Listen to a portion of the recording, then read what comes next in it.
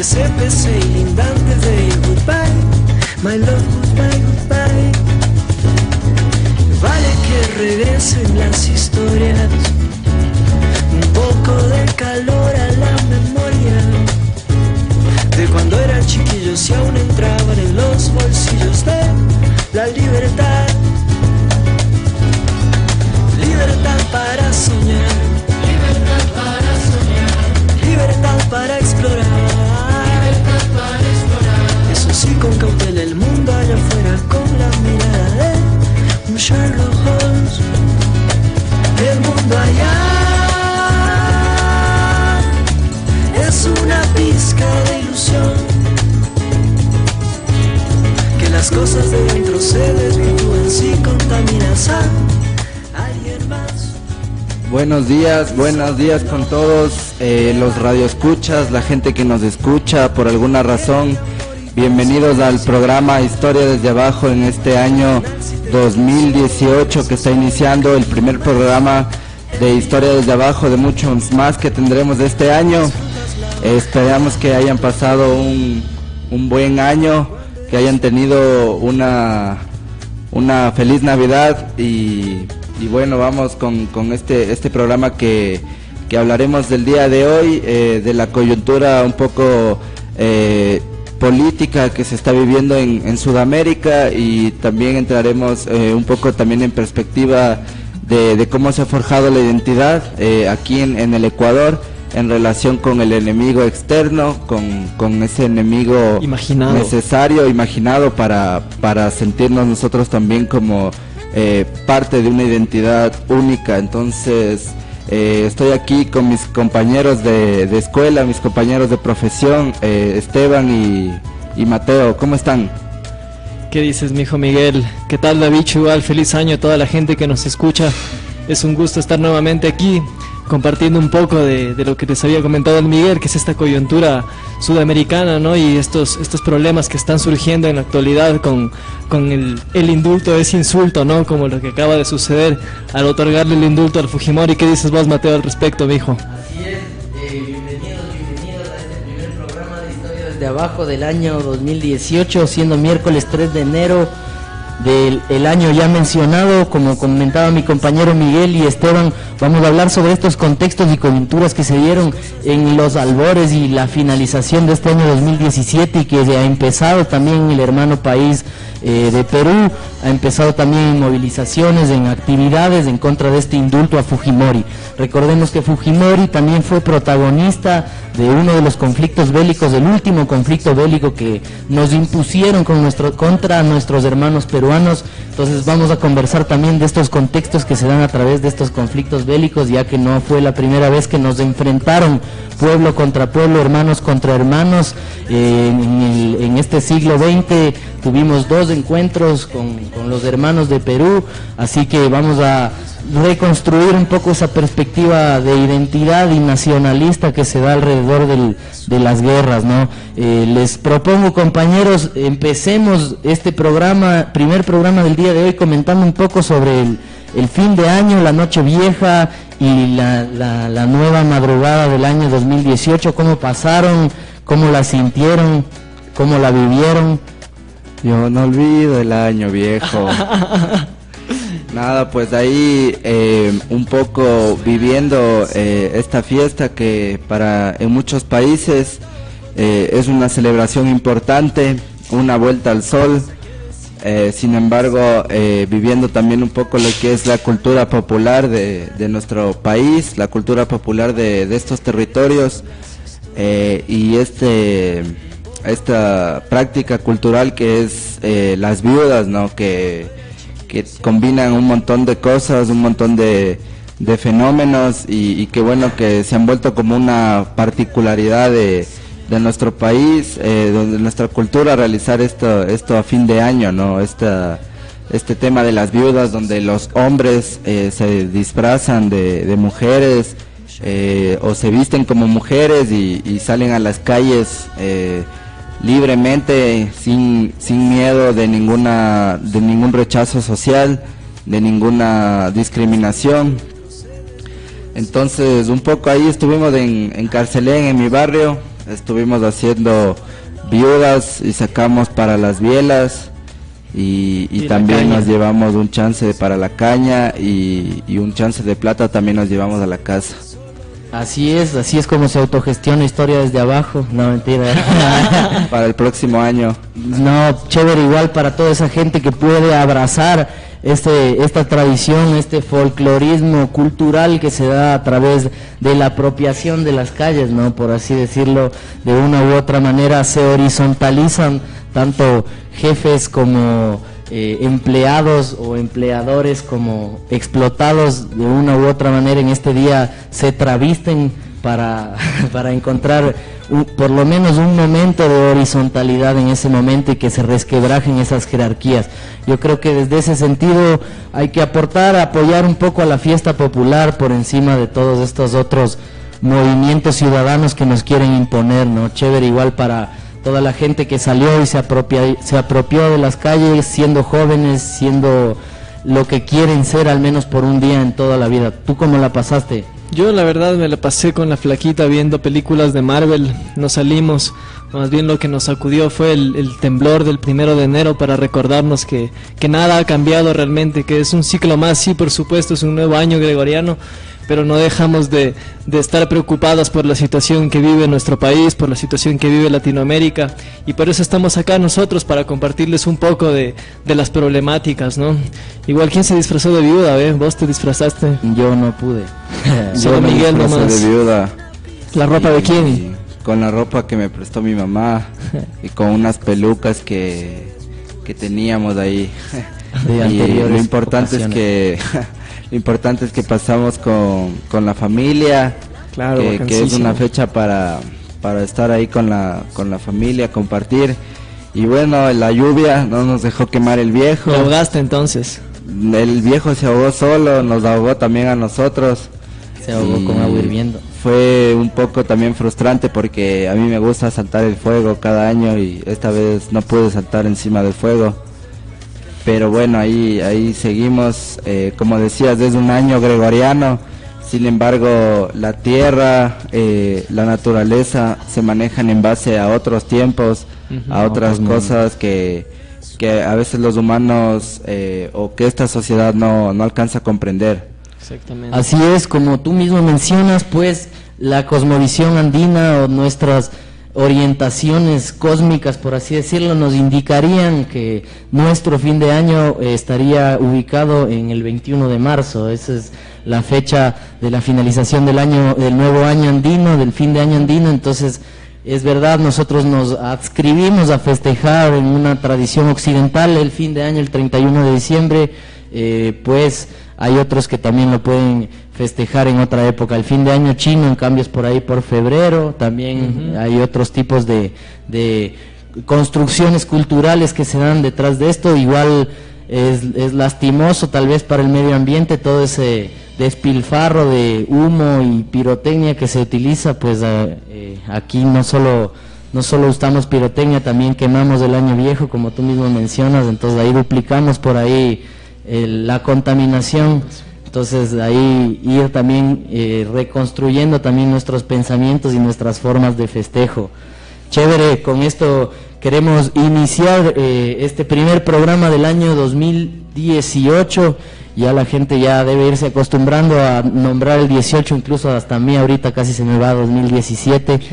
Entonces empezamos aquí hablando de lo que les di, estábamos comentando, este conflicto limítrofe que sucede entre estos nuestros hermanos territorios de Ecuador y Perú. A través de este programa hemos estado constantemente profundizando, intentando hacer reflexiones acerca de lo superficial o lo banal que puede llegar a ser estas fronteras, estos límites, estas limitaciones fronterizas que nos han impuesto verídicamente, y que aparte de esta imposición arbitraria nos ha llevado a confrontarnos de manera bélica, de manera fatal. Incluso estas confrontaciones se han traducido también a espectros y a escalas mucho más sociales, como la educación, como el sistema mismo cultural, como nosotros pensamos al otro, como recibimos al otro. Entonces creo que creemos también desde este espacio que estos conflictos deben vérselos con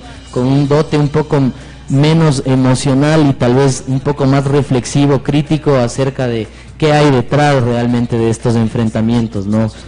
No sé si quieren empezar comentando el conflicto del 41 o dar una opinión que tengan ustedes, compas, acerca de lo que hemos vivido acerca de este conflicto, porque es algo que nosotros también hemos podido ser testimoniantes. Sí, bueno, un poco antes de entrar en materia de lo que es el conflicto, quisiera señalar que hay rasgos culturales, rasgos sociales que nos identifican tanto como peruanos, tanto como ecuatorianos, y que estuvieron antes de que estas naciones hayan sido creadas, ¿no? Por ejemplo, la conquista inca en los territorios andinos del Ecuador, pues dejó un legado cultural. De hecho hablamos del quichua también, en nuestro vocabulario diario utilizamos palabras mezcladas con el quichua o palabras quichua directamente. Yo me siento bastante identificado también con la ritualidad, con la cultura andina que persiste en el Perú, que pervive. Pero sin embargo, ¿cómo es que pueblos tan cercanos, no? Por ejemplo, uno podría ver que en las fiestas populares se escucha chicha, ¿no? Tanto en el Perú, tanto en Ecuador. El vals peruano es muy parecido al pasillo, sí, ¿no es cierto? El requinto es un instrumento musical que lo utilizamos bastante acá, lo utilizan también bastante allá. Charango. Entonces un poco pensemos, ¿no?, en esas cosas que nos unen, y de ahí, bueno, ahora que vamos a entrar en materia, cómo la perspectiva del Estado-Nación hace que nos enfrentemos, a pesar de que tengamos rasgos culturales, de que tengamos una historia muy, muy parecida, una historia común. Así es, hay muchas cosas que nos hermanan, mucho más que lo que nos divide, en eso estamos totalmente de acuerdo, y creo que hay incluso otras cosas que nosotros no reivindicamos, que también nos hermanan y que también nos unen por encima de las fronteras, pero nosotros lo rechazamos, como es la corrupción mismo. El caso Odebrecht nos ha podido ilustrar de una buena manera cómo incluso en ese mismo orden la corrupción y el oportunismo está transversalizado sin importar el país o la zona limítrofe en la que estamos. Nosotros desde el programa queremos aportar a que se internacionalice no solo la corrupción, sino más bien el apoyo mutuo, la solidaridad, el cooperativismo, la colectividad como tal, pensar las maneras de organizar la sociedad de una mejor manera. Entonces, por ahí vamos profundizando. ¿Tú? Yo sí creo que hay que repensar bastante el sentido comunitario de lo que nos compone como una situación, como un complejo, un conjunto gigante de comunidad andina, ¿no? Son pocos los espacios que hacen pensar, ¿no?, que compartimos tradiciones, compartimos costumbres, compartimos una cultura súper rica, sobre todo desde el sur de Colombia hasta casi Argentina, ¿no?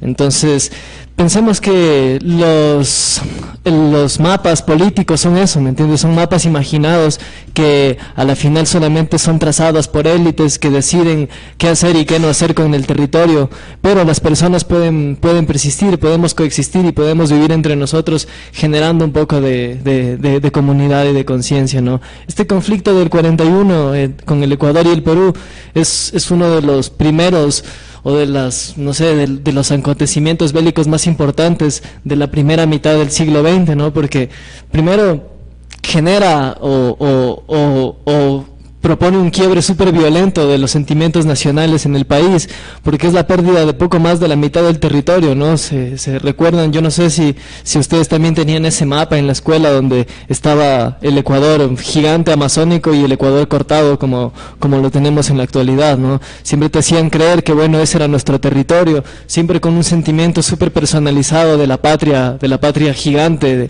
que uno cree que le pertenece, ¿no? De que la selva le pertenecía a uno de los bandos, ¿no? Además, como si el mapa se hubiera podido dividir desde tiempos inmemorables, ¿no?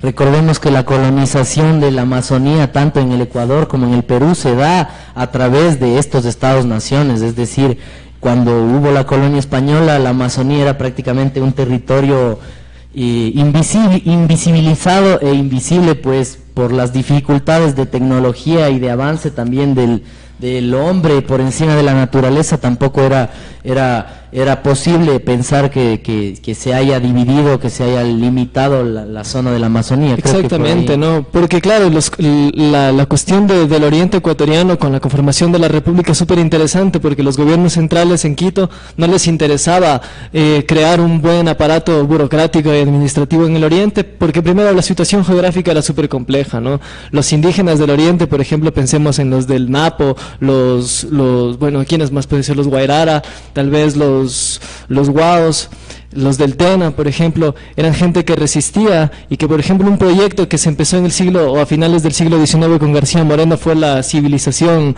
moralizante, ¿no? Que pretendía no solo católica, exactamente, que pretendía enviar misiones jesuitas para que adoctrinen a las personas, a los indígenas. Sin embargo, estos no permitieron un acceso realmente, nunca se prestaron a la colonización moral o católica que les impusieron los misioneros. Más bien se organizaron de tales formas en las que negociaban tanto con los comerciantes como con los religiosos para aplicar formas de resistencia, ¿no? Hay trabajos muy interesantes como los de Blanca Muratorio, quienes proponen todas las estrategias de resistencia que hicieron los indígenas de la Amazonía, como los cantos, por ejemplo, o las danzas tradicionales, es decir, cómo a partir de cómo el gesto se vuelve un símbolo de resistencia, cómo la expresión corporal y la expresión facial les propone un rechazo a esta gente, ¿no? Es importante que el Mateo traiga a colación esto, porque en verdad el Oriente no es hasta que descubren hasta que las empresas caucheras como la Oriental descubren que el territorio es explotable y empiezan a negociar, y ahí también se crean más conflictos súper violentos, como es la trata de personas, la venta de indígenas para el trabajo, ¿no? Ahí sí los comerciantes colombianos, ecuatorianos, peruanos parece que crean un vínculo y empiezan a vender estos esclavos, empiezan a vender a estos indígenas como esclavos para el trabajo del caucho, ¿no? Entonces creo que el oriente ecuatoriano es una cosa que se debe trabajar con mucha cautela, ¿no? Con mucho cuidado. Con pinzas hay que tratar el tema, pues puede estar atravesado por estas cuestiones emocionales también que nos lleven a enfrentarnos innecesariamente, un poco para acertar en unas fechas y datos. La guerra del 1941 se dio entre el 5 de julio del 41 hasta el 29 de enero del 42, atravesando justo estas fechas de fines de año, de estas cuestiones navideñas, ¿no? Por aquí en la plataforma de Wikipedia, que no está tan parcializada por ninguno de los dos territorios nacionales, retrata las dos versiones de los hechos. Dice: la versión peruana es que tropas ecuatorianas invadieron territorio de Zarumilla, lo que originó una batalla que se extendió hasta una zona denominada Quebrada Seca. Mientras que la versión ecuatoriana es que Perú tomó como pretexto una serie de incidentes que se venían produciendo entre patrullas fronterizas de lado y lado, para invadir Ecuador con la intención de forzarlo a firmar un acuerdo limítrofe que fije de manera clara la frontera entre ambos países. Ahí es donde vemos esta necesidad de colonizar la Amazonía desde los Estados-naciones, ¿no? Desde esta época mismo ya se viene perfilando un poco esta necesidad de repartirse la tierra cual si fuera una colonización española, ¿no? Sino que ahora no son los colonizadores, son presidentes, son gente que está detrás de esto. Por aquí, en este mismo artículo, se saca una cita de Jaime Galarza Zavala, un escritor ecuatoriano bastante crítico en el tema, donde dice: más allá de las posiciones nacionales, también existieron en esta guerra intereses internacionales y un fuerte olor a petróleo. Esto lo publicó a principios de los años 70 con su libro titulado Un festín petrolero. Es aquí, a través de este tipo de trabajos, que nosotros podemos incorporar una perspectiva un poco más objetiva acerca de los conflictos entre Ecuador y Perú, no solamente como veíamos en el otro programa, ¿no? De creer que Atahualpa se enfrentó a Huáscar, entonces desde ahí estamos enfrentados interminablemente. Entonces creo que esta característica de que ya se va posicionando un boom petrolero donde hay influencias externas, ¿no? Como de Estados Unidos, que es a través de los países que hacen las investigaciones, ¿no? Comienzan a enfrentarse, ¿no?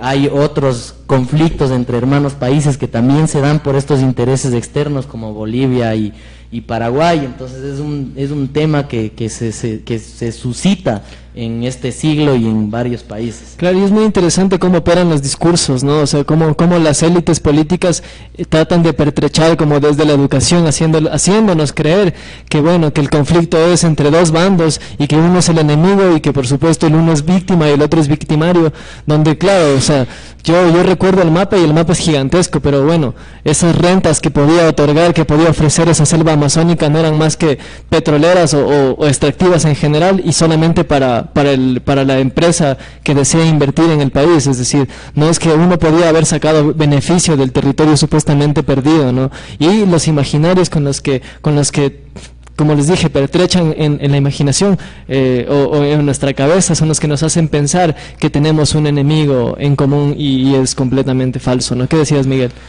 Sí, bueno, hay que entender que un mapa ahora significa mucho, ¿no? Significa bastante una vez que hemos atravesado un proceso de educación, un proceso de consolidación del Estado-Nación como institución. Pero un mapa hace 50, 60 años no significaba tal vez lo mismo, ¿no? Entonces, yo me pregunto en el caso de la Amazonía era un territorio desconocido, era un territorio salvaje, donde habitaban culturas que eran salvajes, que podían, bueno, matarte, asesinarte, que tenían muchos animales extraños, secretos mágicos, cosas así inexplicables.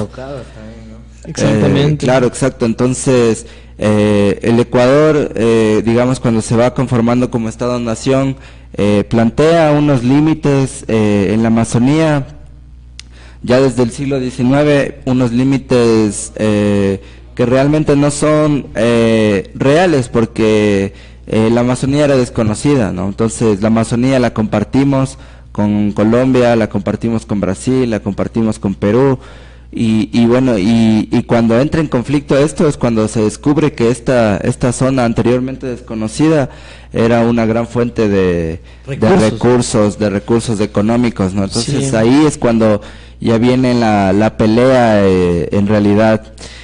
Un poco también quisiera traer a colación un poco cómo funcionan los conflictos en Sudamérica, ¿no? Por ahí, antes de que sigas, ahí tenemos el aporte de Andrés Montesinos, que también nos aporta en este sentido. Pues él habla de una esclavitud, la esclavitud del caucho, a través de lo que tú señalabas de encontrar nuevos recursos en este momento, ¿no?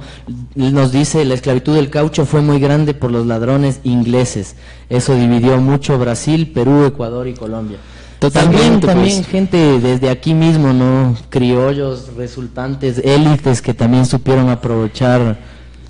Sí, justamente iba a hablar de la importancia un poco de Inglaterra en estos conflictos, ¿no? Justo iba hacia el lugar donde Montesinos nos señala, porque un poco, si es que leemos la literatura clásica de Eduardo Galeano y eso, entendemos que hubieron naciones que intentaron surgir y que bueno, que nuestros grupos independentistas estaban amparados, ¿no? en la corona inglesa.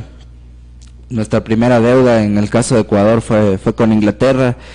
Y claro, por ejemplo, está el tema de la guerra del Pacífico, que es la guerra entre Chile, Bolivia, Perú, y es una guerra que desde el relato de Chile es una guerra heroica, es una guerra donde el señor Arturo Prat, quien es héroe nacional, salta de un barco, salta al otro y mientras grita al abordaje. Entonces es como una historia revestida de leyendas, de mitos que nos hacen pensar que eso fue una hazaña heroica. Del lado peruano es una tragedia, ¿no es cierto? La guerra del Pacífico es una tragedia, puesto que el invasor chileno ingresa hasta Perú, llega hasta la capital de Lima, entran de una forma violenta, arrasando con todo, como se puede decir. Para los bolivianos también esto fue una tragedia, pero sin embargo los grandes ganadores de esta guerra, como de las que han habido en Sudamérica, han sido los grupos económicos que las han promovido. Y en este punto Inglaterra tiene un papel bastante importante, ¿no? En la guerra del Pacífico el conflicto nace por el salitre, ¿ya? Si vamos un poco más antes, vemos que la Patagonia era territorio chileno, pero digamos que el país chileno llegaba hasta la mitad de donde llegaba, y quien quisiera pelear por territorio que fue un desierto, ya era un desierto en ese entonces, actualmente sigue siendo un desierto, era porque ahí se encontraba el salitre, ¿no? Y las grandes empresas salitreras que se instalaron en esa zona contrataban mano de obra chilena, mano de obra boliviana, y bueno, en ese punto ellos promovieron ese conflicto, ¿no? entre estos países que no tienen por qué, o entre estos pueblos que no tendrían entre ellos intereses encontrados, ¿no? Lo mismo pasa en el caso de Ecuador y Perú, cuando se da el auge cauchero. También están las compañías inglesas dentro de este conflicto del auge cauchero, de esta colonización a la Amazonía. Y bueno, y un poco ya en el siglo XX está el tema del petróleo, sobre todo a finales de los 80. A finales de los 80, cuando Ecuador vive un auge económico como nunca había vivido antes, debido a las grandes remesas petroleras, debido a la incorporación de nuestro país en el sistema capitalista internacional. Industrializado. Sí, puede decirse no industrializado, pero sí en la división internacional de trabajo, en el gran comercio, donde se le abren los créditos a Ecuador, donde Ecuador ya es un país sujeto de crédito internacional para los grandes préstamos, porque ya tiene los recursos, ¿no? para pagarlos. Entonces eso es un poco el tema del conflicto, ¿no? Estos grupos comerciales, estos grupos económicos, ya sea Inglaterra en el siglo XIX o Estados Unidos en el siglo XX, son ellos quienes han promovido estos conflictos entre pueblos hermanos. Así es, hay totalmente un trasfondo, un bagaje político, un contexto además de intereses y de posiciones lucrativas que hay detrás de esto. Aquí Andrés Montesinos nos aporta también a tu conversación acerca de la guerra del Pacífico, donde dice: Chile llega hasta el norte del país y la guerra fue movida por el guano de isla y el salitre. Esas son también guerras en las que hemos visto enfrentados estos países, nuestros países latinoamericanos. Vamos a pasar a mandar los saluditos para pasar rápidamente y brevemente al siguiente bloque, donde vamos a tratar también el conflicto último del 91 y también el indulto a Fujimori. Tenemos saludos aquí de José Montalvo. Dice: bueno, saludos desde Fútbol Rebelde Ecuador, bacán. Tenemos también un saludito de parte de Fidel Alejandro Vázquez, quien nos escribe en portugués: viva o PCP SL, carajo. Ahí el manifiesto desde las tierras brasileras. Tenemos también un saludo de Mike Yaguana, que dice: viva el Mike. Un ex compañero de la escuela de historia, ¿no? Le mandamos un saludo inmenso. Un disidente, un desertor. Tenemos también un saludo para José Antonio, quien nos dice: saludos panitas, feliz año. Esa es feliz año. Feliz año, gracias por escucharnos. Y entonces con esto pasamos a hablar este segundo tema, que es algo que muchos de los que hemos estado en este mundo, en este paso del milenio, del siglo XX al siglo XXI, hemos podido ver el conflicto entre Ecuador y Perú del 91, es algo que nos ha marcado de una u otra manera, si no es en una cuestión bélica o si no hemos podido sufrir los embates de ello, pero sí en cuestión cultural, en cuestión educativa, es algo que lo hemos visto presente. En el 91 ya son los resultados también de este conflicto ya que también se va desgastando con el pasar de los años por la misma necesidad de los políticos de utilizarlo, y es aquí donde este indultado ahora es también protagonista de este conflicto, en donde de nuevo se ven enfrentados en zonas limítrofes nuestros dos países, y donde los muertos definitivamente los puso el pueblo. Realmente ningún general, ningún condecorado sufrió realmente las implicaciones de este conflicto.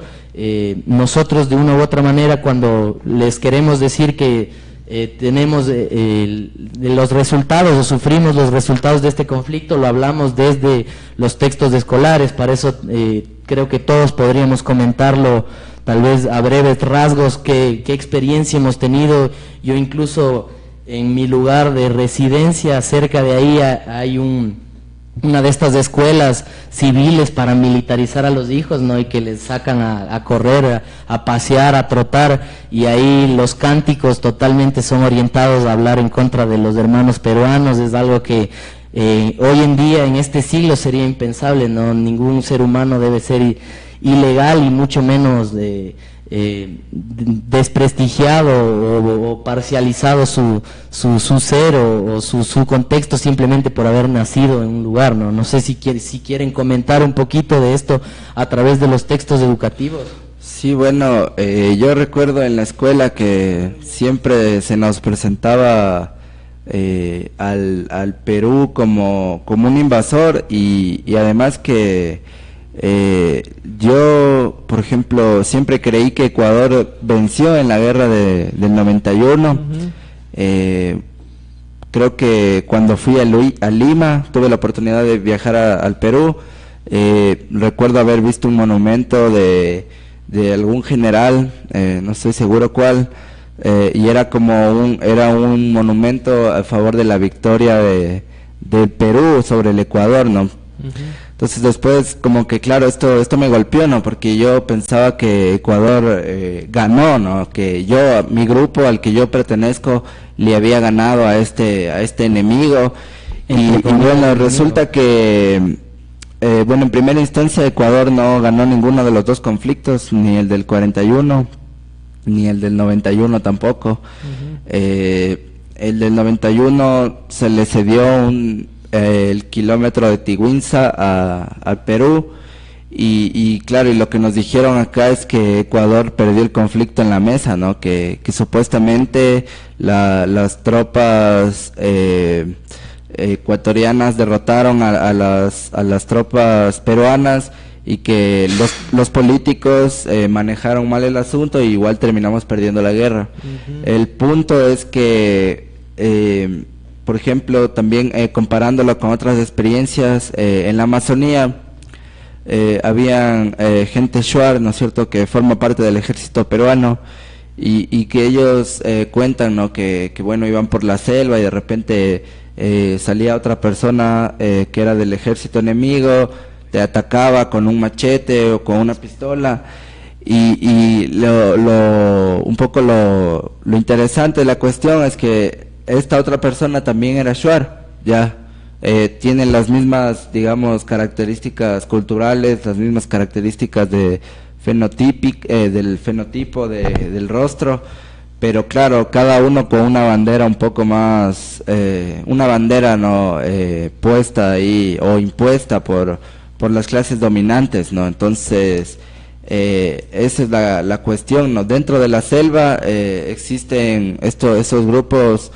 culturales, socioculturales, que digamos pueden pertenecer a una gran nación, y de repente con el Estado-Nación se ven enfrentados entre ellos mismos, ¿no?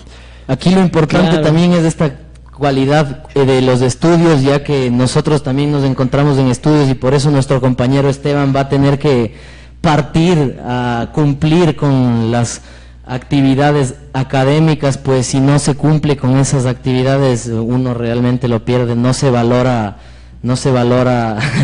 el contexto, sino solo cumplir obligaciones. Exactamente, mi hijo, sí. Y bueno, y me despido sobre todo agradeciendo la participación activa de este querido amigo Andrés Montesinos, ¿no? Quien nos dice que él estudió en el Perú y en el Ecuador, y básicamente nos cuentan lo mismo, solo con diferentes héroes. Es súper importante porque básicamente, haciendo como una síntesis de lo que acaba de decir Miguel, es verdad, cuando tú vives en los dos contextos te das cuenta cuál es que realmente estás viviendo una patraña, que estás viviendo un mito que te están haciendo creer desde donde se puede operar, que prácticamente es la educación. Los sistemas de poder pertrechan desde la educación, ¿no?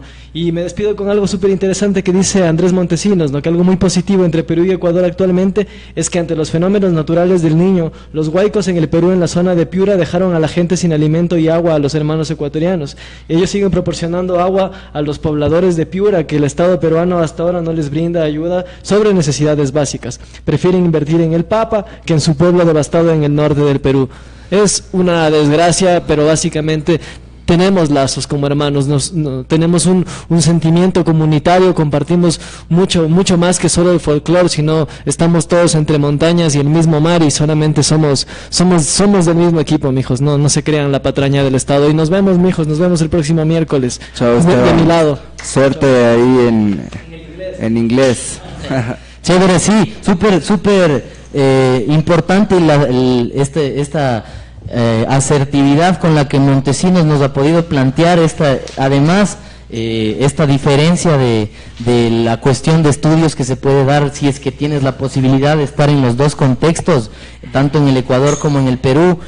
Súper chévere que además se haga la crítica a esto de los héroes, a esto de los mártires, que también usualmente es como tradicionalmente nos han enseñado a tratar la historia a través de ídolos, a través de personajes de oro. Entonces chévere que se pueda reflexionar sobre el tema y también que la solidaridad no cese en cuestiones de ayuda humanitaria, en todos estos fenómenos que se dan, ¿no? Podemos ver igual que los estados-naciones están totalmente ligados a hacer movimientos económicos y políticos para mantener un status quo en donde no se critiquen, donde no haya posiciones que puedan resultar desfavorables para ese avance tradicional tecnológico y desarrollista, ¿no? Nosotros también vivimos lo de la visita del Papa, que fue un despilfarro de recursos, un despilfarro de movilización de gente, y lo que a la final lo único que trajo, o las implicaciones reales que hay ahí es eso, ¿no? Despilfarro de recursos, la existencia abrumadora de basura y también de gente, ¿no? Sí, también, bueno, la iglesia como siempre cumple su papel político, por más que lo niegue, el hecho de venir a calmar las aguas, de venir a perdonarnos, a limpiar conciencias, a hablar de la paz, ¿no es cierto? Mientras hay guerra, hablar de la paz en condiciones tan violentas, así es. Hablar de la paz de una forma abstracta y más que nada cumplir también su rol ideológico, que es el de calmar conciencias. Así es, igual para preguntarnos, ¿no? También se puede ver, ¿no? Cada cuánto, en qué momentos políticos viaja el Papa, ¿no? La última vez que estuvo el Papa Juan Pablo II en nuestro territorio fue en el año del 84, ¿no? Entrado ya el neoliberalismo y además de estas políticas violentas de Estado, una posición de Estado totalmente en contra de los derechos humanos, cosas que en su momento tal vez no se pueden visibilizar, pero a través del estudio de la historia después ya surgen, ¿no? La última visita de este Papa fue en este momento y solo la historia nos podrá dar mayores detalles para saber qué hubo realmente detrás de este apaciguamiento, ¿no? Sí, bueno, eso con lo del Papa, igual el señor Juan Pablo II, él se pronunciaba, ¿no?, sobre las guerras. Él decía, aprobaba unas y rechazaba otras, ¿no? Fue importante el pronunciamiento, por ejemplo, del Papa cuando iba a darse este conflicto entre Argentina y el Perú, ¿no? Entre Chile y Argentina, cuando se encontraba la dictadura de Videla, la dictadura de Pinochet. Estos dos países estuvieron a punto de entrar en un conflicto armado y bueno, el Papa apaciguó este conflicto, se puede decir, ¿no? Pero ¿cuál fue su papel en un conflicto contemporáneo como fue el conflicto de las Malvinas, por ejemplo? Entonces ahí no vemos a ese mismo Papa llamando a la paz. Tal vez ahí no se pronuncia con la fuerza que se pronunció en contra del conflicto, del casi conflicto que existió entre Chile y Argentina. Y bueno, y actualmente existen muchos conflictos, ¿no? Entonces hay que analizar, ¿no? El Papa sale y proclama paz cuando se va a dar un conflicto, pero no dice nada o reniega de otros conflictos que actualmente existen. Por ejemplo, el de Palestina-Israel, que es un conflicto de carácter religioso también, o que tiene también sus matices religiosos. El Papa no tiene una posición muy clara sobre esa, o muy crítica sobre esa, ¿no? Así es, hay todo un rango internacional que legitima o no legitima estos conflictos. Es realmente novedoso también poderlo analizar desde una postura un poco más tranquila, pues estando en el conflicto sería difícil poder llegar a un análisis un poco más histórico, tener una perspectiva. Ese es, creo que, nuestro papel desde el programa. Una cosa que me olvidaba, la visita del Papa en medio de las conversaciones de paz entre los movimientos armados de Colombia, en medio de la supuesta apertura de Cuba hacia el capitalismo, ¿no es cierto? Entonces es como que el Papa nunca había visitado este país que es supuestamente, que fue socialista, y ahora que se dan estas medidas de apertura en Cuba, supuestamente que más bien yo pienso que se refiere más bien al comercio entre Estados Unidos y Cuba. Va el Papa a Cuba, ahí se desarrollaron también los diálogos de paz. Entonces, claro, el Papa llamando a la paz. Pero ¿qué es lo que vemos? Al finalizar el 2017 hubo una masacre de campesinos en la provincia, en la ciudad de Tumaco, la provincia de Nariño, en Colombia. Por ahí había un comunicado que decía, bueno, las FARC están desarmadas, pero la guerra contra el pueblo campesino no ha cesado. Entonces eso es un contexto muy importante de la visita del Papa en nuestros países hace unos años. Igual, para aterrizar esto del Papa con lo que íbamos a hablar, de este protagonista del conflicto del 91, Fujimori, quien el 25 de diciembre, siendo este día tan movido, tan ajetreado, el presidente de Perú, Pedro Pablo Kuczynski, entre paréntesis PPK, decidió darle el indulto a esta persona que fue tan nociva para los movimientos sociales, incluso para las comunidades. En esto también vamos a finalizar el programa de hoy presentándoles un breve documental que habla sobre estas políticas cuasi fascistas de control de natalidad que se dio bajo también estos recursos del fujimorismo. También esto va ligado con lo del Papa en este mensaje que nos ha podido extender Andrés Montesinos sobre lo del Papa y sobre Fujimori, quien nos pone al día con este tema y nos actualiza con la información de que el Papa está llegando casi a 25 días después de que se ha dado el indulto a Fujimori. Esto realmente, como lo pinta nuestro pan Andrés Montesinos, es claramente un mensaje político. Él viene a pedirle al pueblo ciego que le perdonemos y colaboremos con el indulto a Fujimori. El circo político del Perú es muy grande. Él nos dice, ustedes en Ecuador le metieron bastante ánimo, se podría decir, para que los de Odebrecht fueran a la cárcel. Aquí no sucede igual, tienen muchos beneficios los de Odebrecht.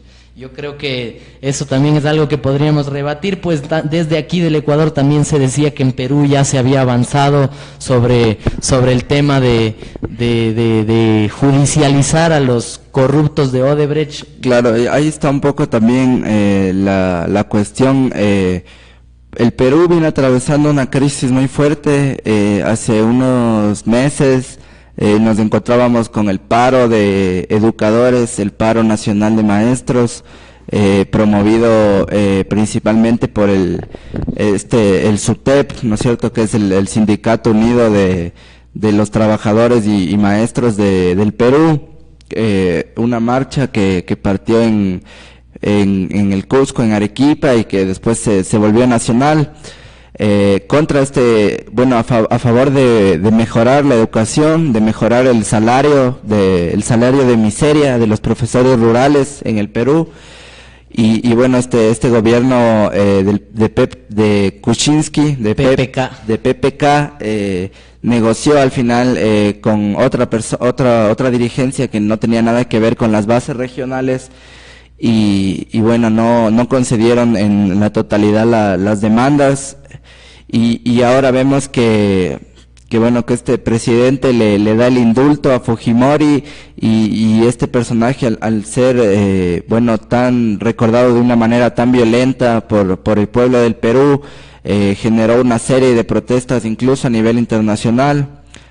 Acá el viernes pasado, el viernes 29 de diciembre, me parece, hubo una protesta autoconvocada de gente que se dirigió a la Embajada del Perú a reclamar por este indulto, porque bueno, ahí queda esa conciencia, ¿no? A pesar de que, claro, aquí se nos diga, y siempre eso es un poco chévere lo que señalaba nuestro compa Montesinos, porque acá se decían, los políticos salían diciendo que en el hermano país del Perú ya están presos todos los que tienen que ver con Odebrecht, que Ecuador debería seguir en ese camino, pero el hecho es que tampoco se ha seguido en este camino, ¿no? Acá se ha hablado de corrupción de Odebrecht con el alcalde de Guayaquil, el alcalde de Quito.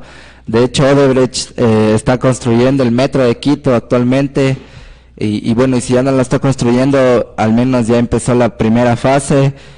Construyó la Ruta Viva, grandes mega obras aquí en la ciudad de Quito, y bueno, hemos visto que esta compañía ha coimado a todos los gobiernos de Latinoamérica, ¿no? Y ya sea declarado de izquierda o ya sea de derecha. El gobierno de Venezuela tiene ahí cuentas que ajustar, el gobierno del Perú tiene cuentas que ajustar, el gobierno de Ecuador, los gobiernos centroamericanos, ¿no? Entonces, como que todos han pasado bajo la firma de Odebrecht, el gobierno de Bolivia. Entonces también hay que un poco ver eso, ¿no? O sea, ¿por qué esta compañía tiene esa capacidad de coimar, de actuar sobre tanta gente, sobre la vida de tantas personas, sobre los recursos de tantos países? Y bueno, y en esto está lo del Papa, ¿no? O sea, venimos en este gran descontento que les comentaba, que fue la marcha de los educadores, de la gran movilización que duró aproximadamente 2 meses de los educadores del Perú. Ahora se da este descontento por el indulto a Fujimori, y viene el Papa, ¿no? Entonces viene el Papa seguramente a clamar la paz, a tranquilizar a la gente, a decirle que no se rebele contra su opresor. Así es, totalmente dotado de este doble sentido. Es ahí donde deben salir las organizaciones sociales, donde debe posicionarse desde medios de comunicación alternativos, todo este sentido crítico acerca de estos movimientos. Recordemos igual que la clase política siempre estará putrefacta, siempre estará corrompida de una u otra manera. Estos altibajos no son nada de sorprenderse. Aquí tenemos el último comentario de Andrés Montesinos, donde nos pone que hace 5 años PPK, Pedro Pablo Kuczynski, el actual presidente, estaba a favor de Fujimori. La gente lo gritaba Pepe Keiko, que es la hija de Fujimori. Keiko. Y él nos está compartiendo un link para que veamos cómo se maneja esta manipulación mediática en el Perú. Estaremos compartiendo en nuestra página de Historia Desde Abajo este link que nos ha aportado Andrés Montesinos, y también un poco adscribiendo a su postura crítica con estos presidentes, ¿no? Pues en épocas clientelistas, en épocas politiqueras, electorales, siempre van a salir discursos que están bien alejados de sus verdaderas intenciones, y si no, en nuestro propio territorio ya vamos a tener también nuestro propio proceso legislativo de votaciones, entonces ahí también a ahondar para que la gente tenga perspectiva crítica. Ninguna consulta popular nos va a resolver realmente las contradicciones que se presentan en este mundo capitalista. En nuestro caso, las afecciones y las implicaciones a la tierra que se han dado con concesiones que han entregado grandes territorios de tierra ya están dados, ya están en marcha. Ninguna consulta popular nos va a salvar de ese sentido. Entonces creo que con este mensaje vamos a ir terminando el programa, también para pasar a presentarles este documental que se llama Esterilizadas. Entonces, antes de presentar y dejarles con este documental que retrata esta situación, vamos a finalizar el programa, dar los saluditos de despedida, igual invitarles para que puedan vincularse al proyecto Historia desde Abajo. Es un proyecto de la Asociación Escuela de Historia, en confabulación con la radio La Voz del Migrante y con su coordinador David Iturralde.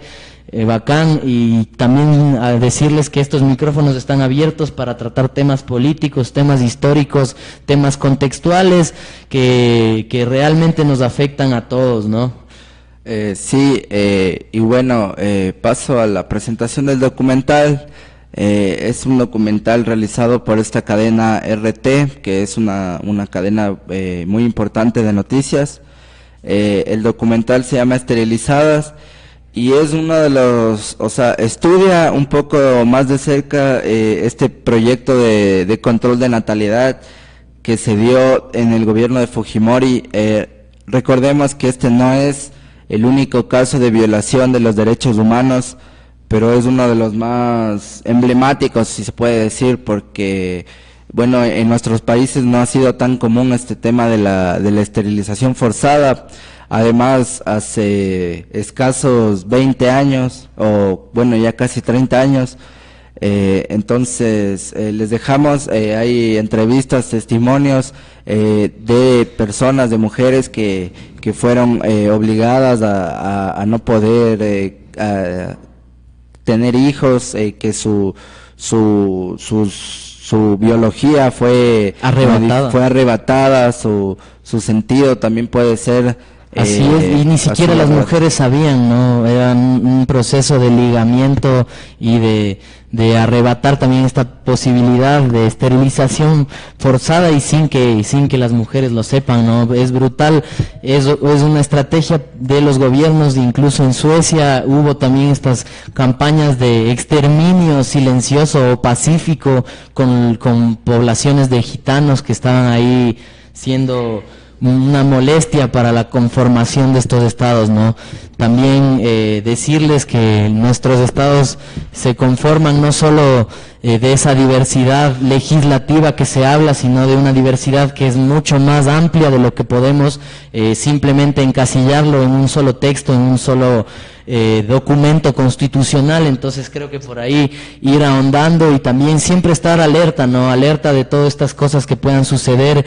La historia nunca acaba, la historia nunca termina, entonces es nosotros ahí donde debemos movernos con ella, ¿no? Un saludo a todos los trabajadores informales y a todas las personas que se levantan día a día para luchar, para construir una mejor sociedad. Arriba los que luchan. Un saludo igual a todos mis camaradas de la revuelta que han estado estos días como locos, prácticamente sin vacaciones, tratando de inscribirse para competir en la FEWE, y ahí está, desde ya se ven las irregularidades de cómo estas mafias políticas tienen secuestrado este gremio que debe pertenecer a los estudiantes y que debe velar por nuestros derechos.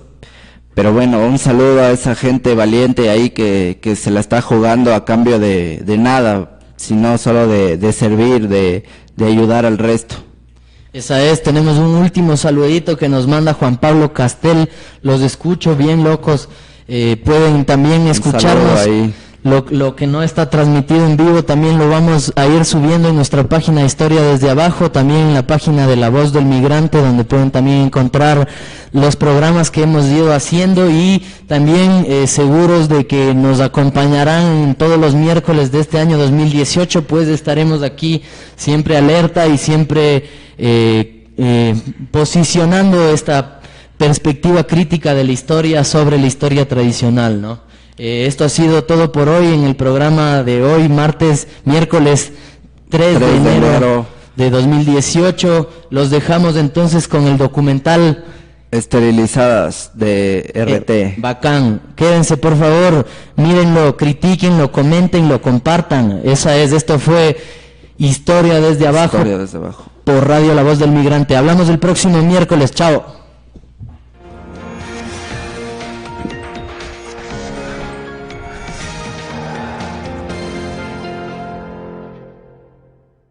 Bienvenidos a una nueva emisión de su programa Entrevista. Desde la ciudad de Lima, capital de Perú, conversaremos en esta ocasión con la investigadora social Alejandra Bayón, autora de la obra más profunda sobre la esterilización violenta, el libro Memorias del caso peruano de esterilización forzada. Alejandra, muchas gracias por recibirnos en esta ocasión. Muchas gracias a ustedes. ¿Por qué llegas a interesarte en este tema de esterilizaciones forzadas cuando tú has tenido una formación que es principalmente artística? Yo vivía en los años de la violencia del conflicto armado interno, vivía en Lima, ¿no? En los años 90, y fue en el 99 que yo era parte de un colectivo de artistas que se llamaba Aguaitones. Y con este colectivo de artistas hacíamos intervenciones en el espacio público. Y una de las piezas que hicimos fue por el caso de esterilizaciones forzadas, que fue la primera intervención artística sobre esterilizaciones forzadas en el 99, ¿no? Que fue una comanda hecha por la ONG feminista Demus, que defiende los derechos de las mujeres, ¿no? Entonces yo, en ese contexto, pues fue la primera vez que me introduje un poco más en el caso, ¿no? Y desde ahí el caso me ha perseguido, o sea, no me ha dejado el caso a mí, en realidad. Y cuando ya tuve un poco más de tiempo, que fue después de terminar mi maestría, pues decidí entrar de lleno con una investigación doctoral que estoy haciendo ahorita en Francia, ¿no? Y es tu libro, Memorias del caso peruano de esterilización forzada, la primera publicación producida por la Academia Peruana sobre esta temática. ¿Cómo fue para ti el proceso de investigar, de crear y de que vieras que tu libro finalmente saliera a la luz? Bueno, primero quisiera aclarar que han habido algunos otros libros que han incluido en algunos capítulos la temática de esterilizaciones forzadas, pero sí este libro es el primero que está enteramente dedicado al caso, ¿no? El proceso del libro fue bastante difícil porque fue un periodo que duró desde el 2011 hasta el 2014, en el que primero pues convoqué a los investigadores, porque el libro recopila, ¿no?, las investigaciones también. Recuerdo, cuando me recuerdo yo solito también lloro en mi casa. Hace 8 de la mañana estuve cocinando sopa de lisas, de olloco, en mi casita aquí. Las enfermeras han aparecido aquí en mi puerta. Entonces me llaman, señora, diciendo, y me sale pues. Ay, cómo no me he ocultado diciendo ya. ¿Sabes qué, señora? Tu esposo me dice, ha ido a trabajar a la chacra, tengo que llevar sopa. No. Oh, tenemos que ir a la posta, rapidito a la posta. Me agarraron de mis brazos. Así la otra y la otra aquí. Llegamos a Limatambo a la posta. Ahí estaban las enfermeras paradas nomás ya. Otros de mi espalda, los dos las enfermeras de mi brazo. Ahí en una sala me han llevado, sala de operación habrá sido. Entonces, cámbiate rápido, me dije. No quise cambiar. Las enfermeras me han cambiado. Había camilla. Ha comenzado de preguntar, ¿cuántos años tienes? 5, señorita. Ajá, ¿cuántos años tiene? Le dije. Entonces, ese rato estuve como de asusto. cosa me van a hacer diciendo? Anastasia me están preguntando cuántos, no sé, de ahí ya no me recuerdo.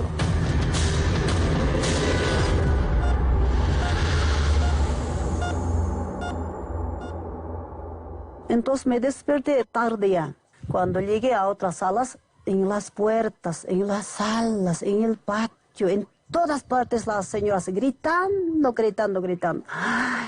Ay, me duele, me duele. De esos nombres estaban llamando a sus hijos, a sus esposos. Señorita, me está doliendo mi cuerpo, mi barriga me está doliendo, no puedo ni mover. Le diciendo, ya cállate, ya va a sanar ya. ¿O quieres parir como gato? ¿Quieres parir como chancho, como coy, como la rata?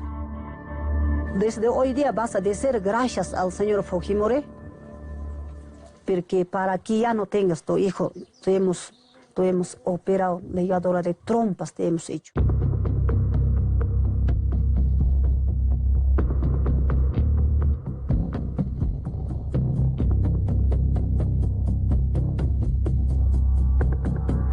Un proyecto de ley por el cual se modifica el artículo 297 del Código Penal.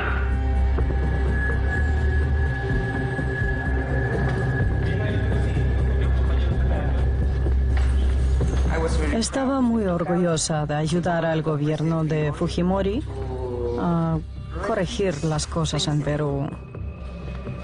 Ahora se ha tejido una leyenda negra en torno a esto solo por perseguir al presidente Fujimori y al fujimorismo, y se habla de 300.000 esterilizaciones forzadas, pero creo que ni un 0.1% de esa cantidad se ha podido constatar que hubiera sido casos donde hubieran problemas de autorización personal. Escasísimos los números de personas que han podido comprobarse que ha habido una obligación.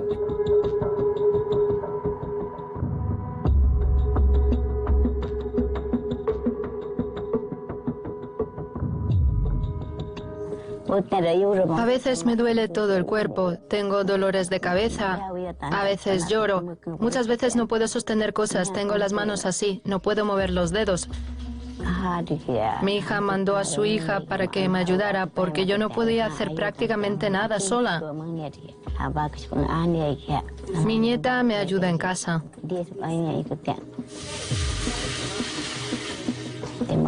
Llevo ya muchos años así. No mejoro y me siento muy enferma. Vinieron 2 veces a nuestra aldea e insistieron en que los acompañara. Decían que teníamos demasiados hijos. Nos obligaron a ir al hospital. Intenté irme, pero me obligaron a quedarme. Me pusieron una inyección y después ya no recuerdo nada. Más tarde desperté con fuertes dolores. Nadie me cuidaba, aunque me daban paracetamol.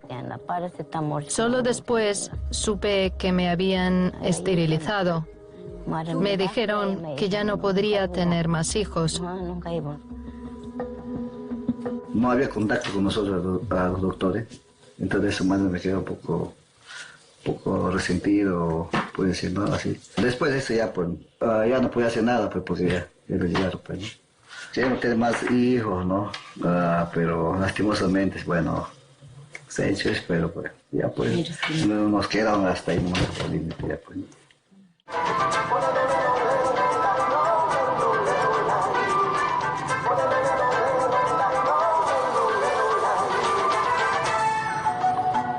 Así es, queridos amigos, y les hacemos la invitación este 27 y 28 de junio. Esta importante actividad se va a realizar el taller sobre esterilizaciones forzadas, organizada por la Organización Regional de Mujeres Indígenas. Les hacemos una cordial invitación a todas nuestras amigas y hermanas para que puedan venir e informarse sobre el registro de víctimas de esterilizaciones forzadas.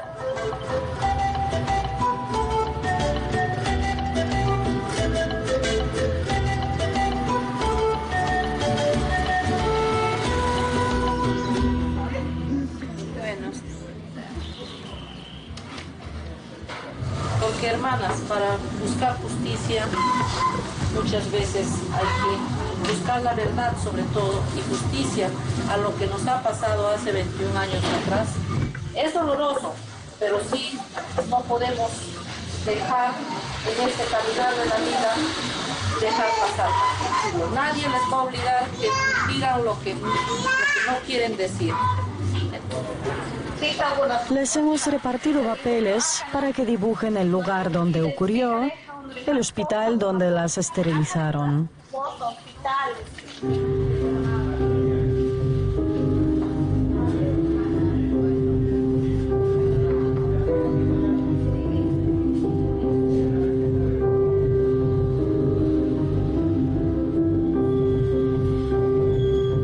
Este es el río Ucayali. Este es el hospital Amazon, ahí me han hecho. Ese año tenía 38 años y me embaracé. Me embaracé 7 meses y medio.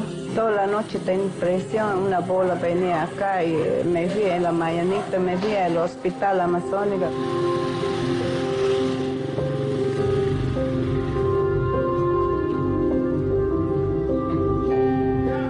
No me han dicho nada cuando me han hecho cesárea. ¿No? En el cuarto me han dicho así, ya no vas a tener bebé.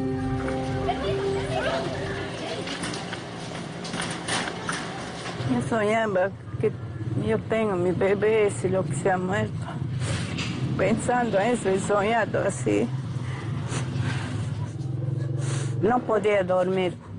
Yo lloré hasta ahorita. Tengo pena. ¿Por qué ha hecho mi hijo así? Nunca voy a ver a mi hijo. Me da pena cuando me preguntan.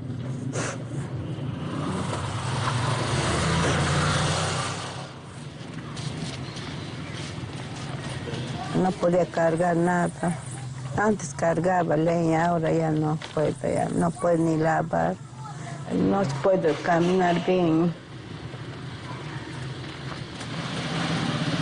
Yo creo también, mis hermanos, desde lo que me he hecho, no me voy a pasar consulta acá en el hospital.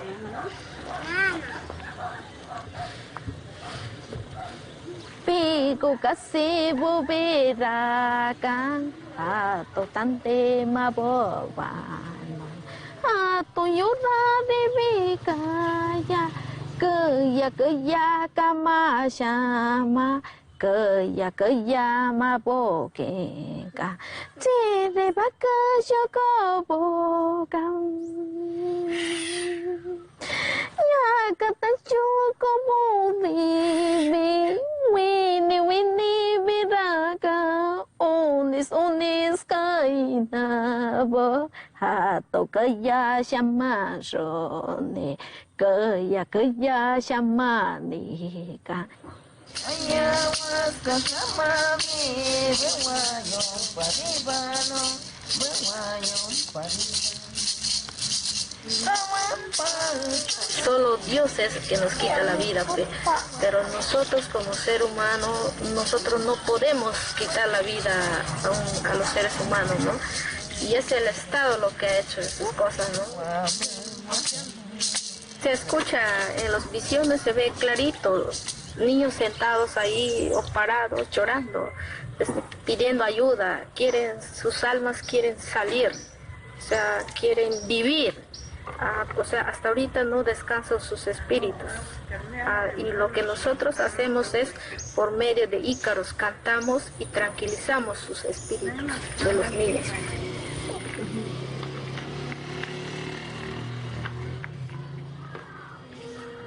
Tengo 5 hijos, pero ya tienen sus hijos. Tengo 13 nietos.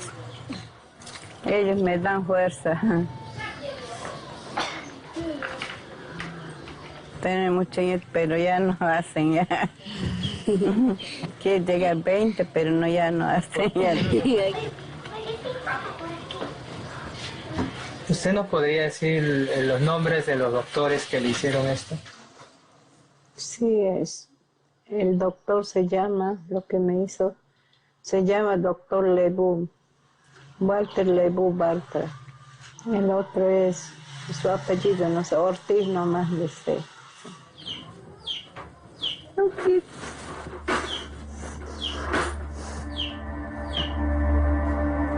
Por mi hijo me da pena.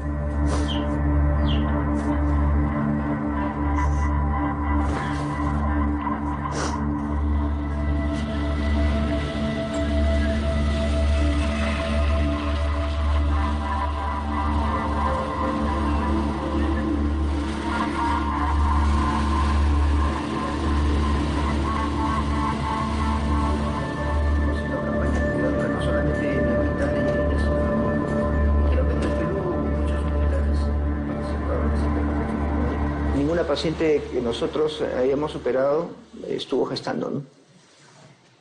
No sé si ellos entienden que hubo una evaluación preoperatoria. Esa evaluación preoperatoria elimina a todos los pacientes que no tienen indicación para operar y solamente quedan los que están aptos para operar. En el hospital no hubo ninguna aparente irregularidad, ¿no? Como se puede llamar. Ahora, yo no sé qué irregularidades están comentando también. Me gustaría saber qué es lo que han comentado las pacientes. Dicen que las forzaron a hacerlo. No, eso nunca ha ocurrido en mi hospital. Eso es mentira. Lo que sí parece que hubo bonificación es al grupo que trabajaba en periferia. Creo que a ellos sí les pagaban, ¿no?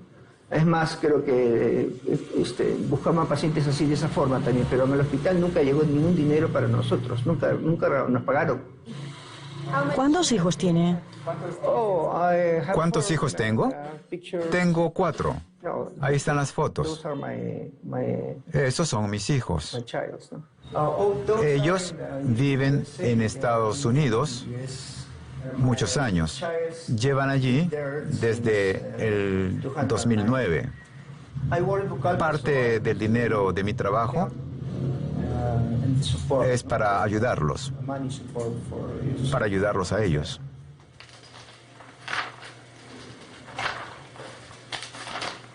Cuando empezamos a publicar sobre las esterilizaciones forzadas, la misma comunidad entre nosotros no entendía de qué se trataba. Lo hicieron en poblaciones más pobres, que casi no tienen estudios, que no sabían nada de lo que se trataba y no les explicaron.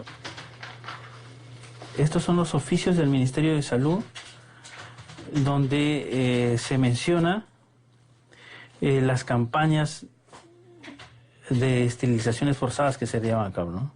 De que habían cuotas que había que cumplir, ¿no? Primeros 7 meses del año se ha alcanzado un acumulado total de 64.831 AQB intervenciones, lo cual nos sitúa en el 43% de la meta fijada. Y que algunos médicos incluso denunciaron en esa época que se les pedía demasiadas operaciones y que eso era imposible realizarlo, ¿no? Los incentivos que se otorgaban eran diferentes tipos, como, digamos, dinero en efectivo en algunos casos, alimentos en otros casos, digamos, al lado. Estos cuadros que era de la cifra de estadística oficial fueron 314.605 personas esterilizadas entre 1993 y 1999.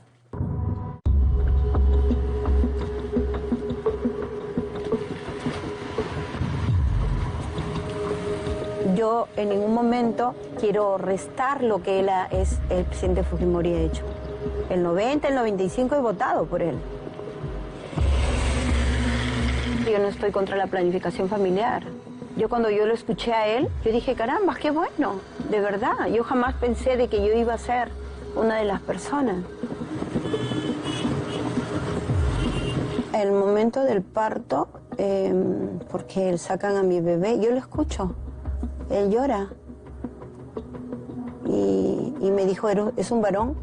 Pensé que mi hijo necesitaba que tomara leche, me estaba levantando de mi cesárea y es ahí donde me informan de que mi hijo había fallecido.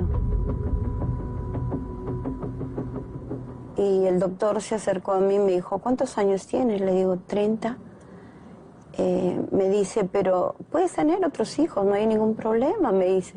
Vas a tener, y el otro médico, el que estaba al costado, le dice, no, a ella ya la esterilizaron, sin el consentimiento de la víctima. y ni mucho menos el derecho constitucional que tienen los padres a decidir cuántos hijos tener. Fue una política de gobierno de esos entonces. Como el tal, se le impone 4 años de pena privativa de libertad.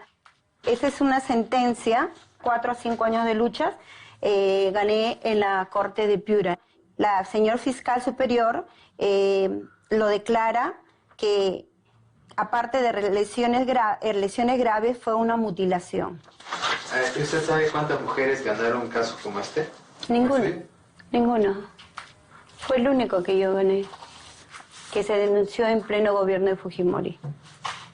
Pero se ganó después del gobierno de Fujimori.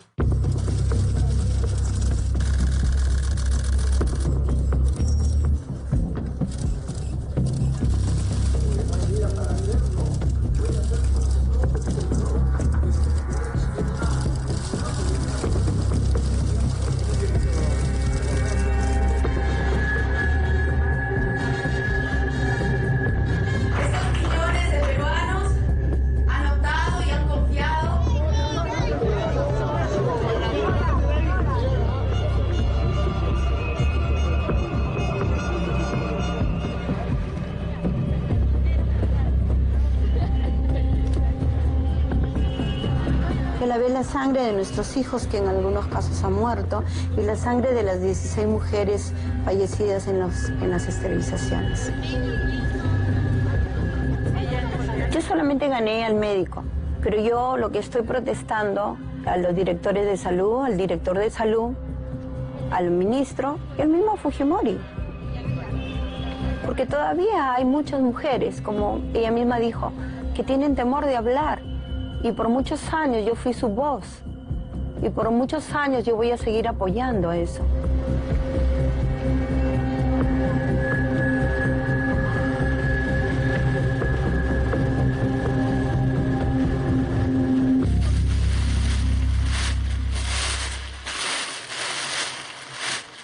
Algunas cositas fácil de comer. Es mi mayor mezcla y es vigilia. Hace biencito, después de un año, ya me enfermé con infección. Después, un poco de cáncer ya estuve. Eso, cuando en su borrachera mi esposo, eso me levanta, ve. Para ti nomás estamos trabajando, para ti nomás la plata. ¿Por qué no te mueras nomás ya? ¿Por qué no te vayas nomás ya, pues? El ardor que me tenía, ardor, toda esta parte de mi cintura para abajo, ampollas todavía heridas me ha puesto. El ardor ya no me aguantaba. Le pide del Papa Diosito, llévame nomás ya, porque estoy sufriendo así cada noche, cada día, con dolor de cuerpo, con dolor de mi barriguita. Llévame nomás ya, diciendo, porque a mis hijos le dije, alcánzame ese veneno para morirme. Lo que tenemos para la papa, para la fumigación de papa, esa cosita alcánzame en matecito, le dije a mis hijitos. El otro se da cuenta, no, dice, está queriendo ya morir nuestra mamá, no vas a alcanzar, diciendo, se ataca a su hermanito. Como ya no aguantaba de dolor, ya no me aguantaba de dolor, echada afuera, nomás echada en la cama, nomás ya estuve. Mi esposo se va a borrachar. Muérete, diciendo, me dije así, muérete, aquí ya muérete, porque te comerá el perro, diciendo. Ya, tenemos que hacer llegar la sopa caliente para mi esposo, no me va a recibir. Estamos andando rápido, estamos llevando comida para mi esposo.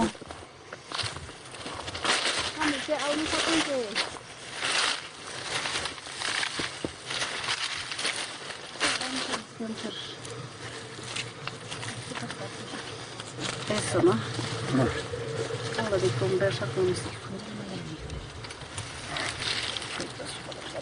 Porque está mal de su pie mi esposo, mucho no puede caminar, pero ahora como está como inválido no puede caminar muy lejos. Ahí sí tú nomás camina, por ahí tampoco su diente también ya no tiene, ¿no? Así come los doritos, no come, ni carnecita no come ya pues.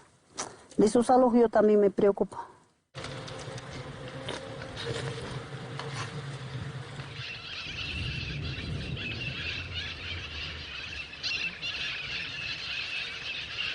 En el caso de les vamos a hacer los análisis y es posible que a algunas les diagnostiquemos cáncer cervical o de otro tipo. Esto se debe a que las operaciones no fueron realizadas debidamente. Se les hizo un daño irreparable y el tratamiento cuesta dinero. Ahora el Estado debe pagarles esos gastos.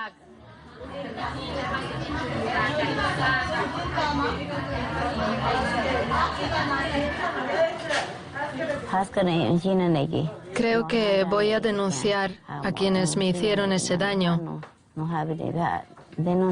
Voy a presentar una demanda contra el gobierno de entonces. Espero que les hagan pagar por el daño que hicieron a nuestros cuerpos.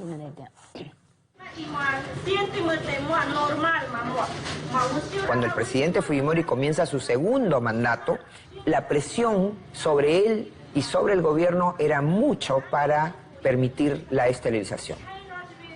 Este programa sí, incluso fue financiado. Ha habido financiamiento del exterior, inclusive de la cooperación norteamericana, de AID. Y quienes administraban estos fondos de cooperación han sido muchas ONGs, pro-feministas o pro-mujer. Pienso que las ONGs que hicieron desprestigiar, que pese a que ellas participaron e incentivaron esto, luego han generado y han preparado a algunas personas para que salgan a decir, a mí me esterilizaron. Les han explicado, si tú dices esto, vas a obtener una indemnización. Entonces hay gente que se deja influenciar por eso.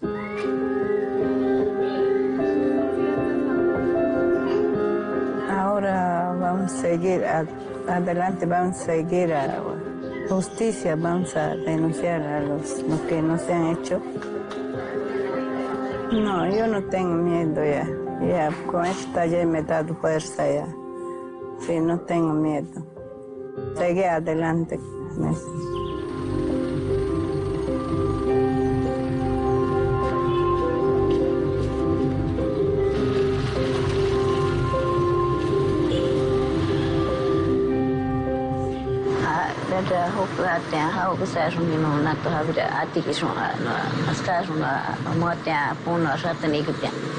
Hermana ha venido a quererse informar sobre cuáles son los pasos o los requisitos para hacer una denuncia, porque ella fue víctima de esterilizaciones forzadas.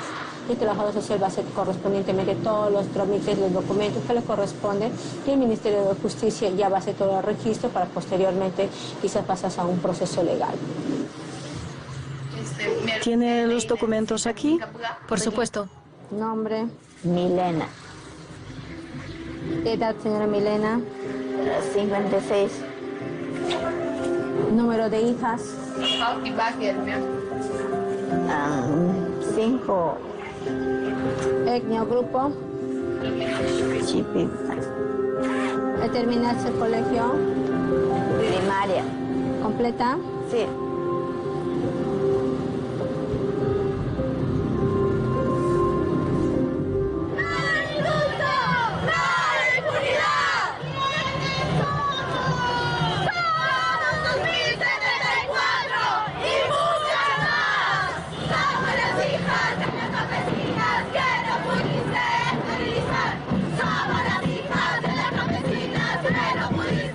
Estamos contra el indulto de Alberto Fujimori, porque él jamás ha reconocido lo que ha hecho con nosotros, su falta con nosotros, al cual tampoco se ha juzgado, y para nosotros nos parece algo injusto que se le dé una libertad a alguien que ha violado mucho los derechos humanos, y habiendo entonces un preso común, roba, mata y se enferma y sale libre. ¿Qué queremos? ¡Justicia y reparación! ¡Ahora! ¡Justicia y reparación! ¡Ahora! Es la manera de demostrar que estamos en contra de la impunidad. Y yo sé que esta marcha es un punto muy positivo, donde el pueblo y todos nosotros, los contentos, nos hacemos escuchar.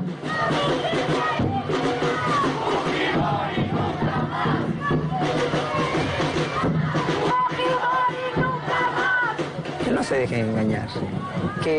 Yo que soy creyente, hay una justicia superior que todo lo ve, que todo lo sabe. Que miren esa justicia superior. Podrán engañarse a sí mismas y al resto, pero no a esa justicia.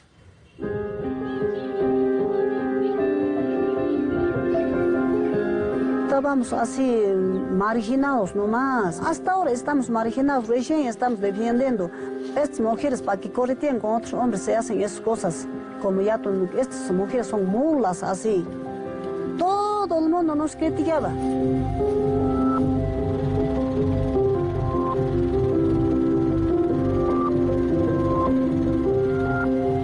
He escuchado por voz callejera que va a hacer la denuncia de eso, ¿no? Pero yo no estoy de acuerdo de esa justicia, ¿no?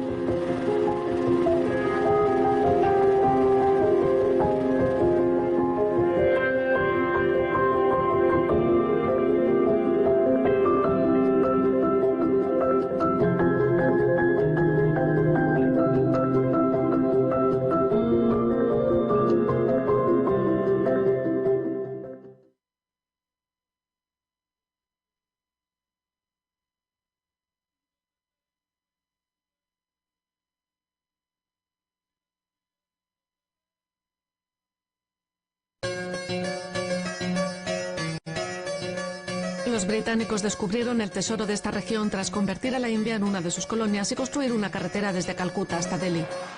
Para cientos de miles de personas es su única fuente de ingresos. Puede aplicarse en pieles sensibles, no obstruye los poros y es totalmente natural. Sin ella, los habitantes de esta zona se morirían de hambre.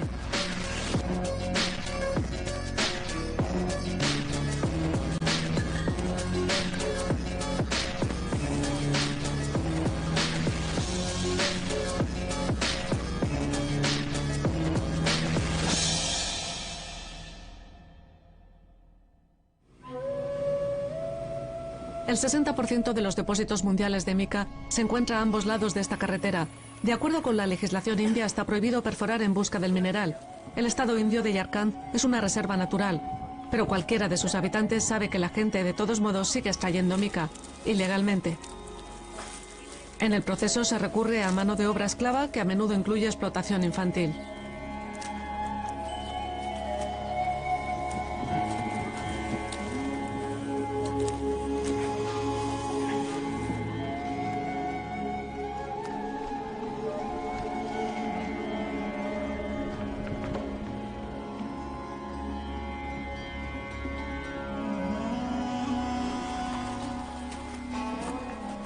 ¿Hay alguien por acá?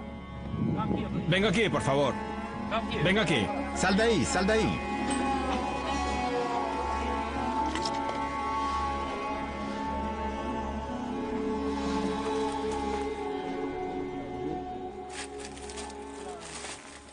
Hola. De repente aparecen dos personas en esta mina improvisada. El padre del muchacho y su vecino del pueblo. El chico se llama Vishal. Y según su padre tiene 18 años, aunque no aparenta más de 14 o 15. A los adultos parece preocuparles que el chico se vaya de la lengua y acabe diciendo lo que no debe decirse. ¿No te da miedo meterte ahí abajo? Es un chico valiente. ¿Es un trabajo peligroso? Sí, claro. Todos los meses se registran por lo menos 1 o 2 accidentes mortales en las minas de mica de Jharkhand. No son solo adultos los que mueren, sino también niños. El cuerpo de Vinay Singh está cubierto de cicatrices producidas por el contacto con los trozos de mica, afilados como cuchillas. Al trabajar en la mina, el polvo de mica se levanta en espesas nubes. ¿Ve mi ojo? El que está rojo. Empecé a perder la vista. Vishal era pequeño por aquel entonces. Fuimos a Ranchi para que me lo examinaran. Habló con el médico, compró los medicamentos y me los trajo él mismo. No hay tiempo para charlas. Vishal Singh vuelve a bajar a la mina. El mineral se extrae usando el método más peligroso de todos. Se saca escarbando en el techo donde la roca tiene todo el aspecto de ir a derrumbarse en cualquier momento.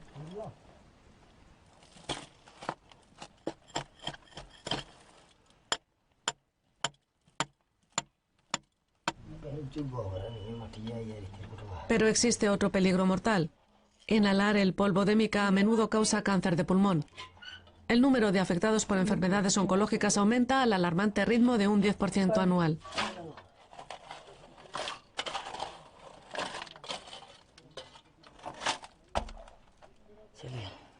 Aquí es donde la gente trabaja, descansa y se protege del calor. El sueldo medio por trabajar aquí asciende a no más de $3 diarios. Y todo para extraer mica, un material ampliamente usado en la industria cosmética.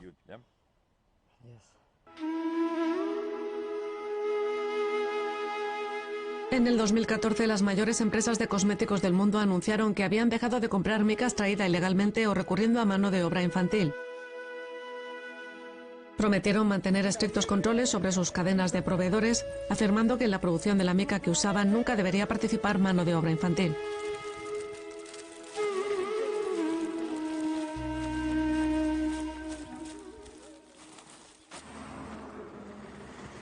Vamos a visitar una de las mayores minas a cielo abierto de Yarkand. En el pasado trabajaba en ella una empresa estatal, pero fue abandonada cuando se prohibió la producción de mica. Ahora, sin embargo, como nos advirtió Ankit, nuestro intérprete, se puede encontrar a gente muy diferente trabajando allí. No nos van a matar, a mí tampoco. Si alguien... ¿Tampoco a los extranjeros? A los extranjeros los secuestran para las minas, pero solo a veces. ¿Y todo lo controlan las mafias? Sí, mineras. ¿Las mafias de la minería? Sí. Antes incluso de llegar a la curva que conduce a la cantera, nos encontramos la carretera bloqueada por personas que no podemos identificar. Hubo no pocas negociaciones antes de que nos dejaran pasar. Piden 50 rupias. Está bien. Son los que desempeñan el papel de intermediarios y no quieren que lo reconozcan. El dinero que ganan procede de la diferencia entre lo que sea que paguen a la población local por el mineral en bruto y el precio al que lo adquieren los encargados de procesarlo y exportarlo. La diferencia puede ser bastante significativa. Un kilo cuesta de 5 a 10 rupias, lo que equivale a entre 30 y 50 centavos de dólar. Es un agotador trabajo de esclavos, pero también el único recurso para sobrevivir en este lugar. Son solo las 10 de la mañana y la temperatura ya es de 45 grados. Tras esta colina de aquí se encuentra el lugar donde trabajan con todas sus fuerzas los que extraen la mica. Es posible que haya niños entre ellos. Hay señales de perforación por todas partes. En Yarkand apenas hay un palmo de tierra intacto. Hemos llegado a nuestro destino. Donde en tiempos hubo una montaña, ahora hay un vasto y profundo agujero. No encontramos a ningún niño en este sitio. Tal vez hayan puesto sobre aviso a los trabajadores sobre nuestra llegada. Es un tema tabú ya que el trabajo infantil está oficialmente prohibido, así que si la policía se pasara por aquí, la mina sería cerrada y de algo tienen que vivir todos ellos. Estamos en verano, empezamos a eso de las 6 y trabajamos hasta las 11. Es muy difícil, desde luego. Ganamos 5 rupias, unos 30 centavos de dólar por kilo. Con lo que sacamos hacen un polvo muy liviano, lo usan para la cara, creo, ¿no es así? Sí, para cosméticos, cremas y cosas así. Sí, para eso.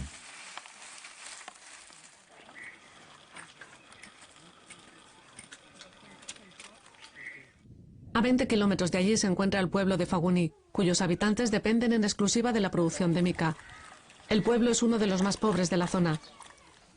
El gobierno parece hacer la vista gorda sobre el hecho de que haya niños de tan solo entre 3 y 5 años trabajando en la obtención y procesado de la mica. A los niños no les queda más remedio que trabajar. Nadie lo considera un problema, para ellos no es explotación, sino supervivencia.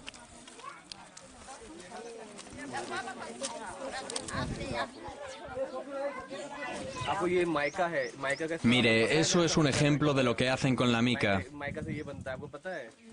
No lo sabíamos. Mire, fíjese. Es mica. También es mica. He visto cosas como esa en el mercado de la ciudad. Puja Kumari tiene 18 años. Desde la infancia su único trabajo ha sido clasificar la mica. Cuando vivimos aquí, había poca gente. Ahora hay un montón. Tuvimos que ir a por mica a otro lado. Aquí antes la hierba era muy alta y nos costaba abrirnos camino entre ella. Se nos pegaba el cuerpo. No teníamos tiempo de bañarnos. Cuando era niña solo podíamos bañarnos 1 o 2 veces por semana.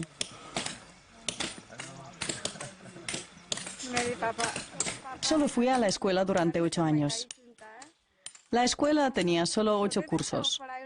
Mis padres no podían permitirse que yo estudiara más. Simplemente no tenían suficiente dinero.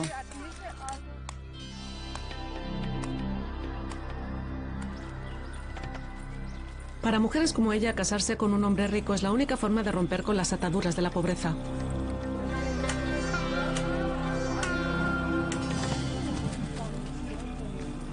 Si mi futuro marido y yo ganamos lo mismo, trabajaré en la mina con él. Si su estrato social es más elevado, ninguno de los dos lo haremos. ¿Por qué lloras? No, no estoy llorando. No he comido desde ayer por la noche. Tengo hambre. Los habitantes del pueblo de Faguni viven como una comunidad, enfrentándose juntos a las dificultades del día a día. Comparten todo lo que la tierra les da.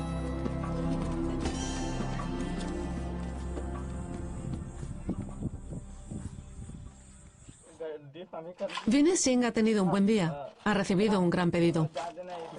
¿Cuánto dinero ganas en la mina? En realidad no hay límites. Puedes ganar hasta 50, 100 o hasta 200 rupias al día.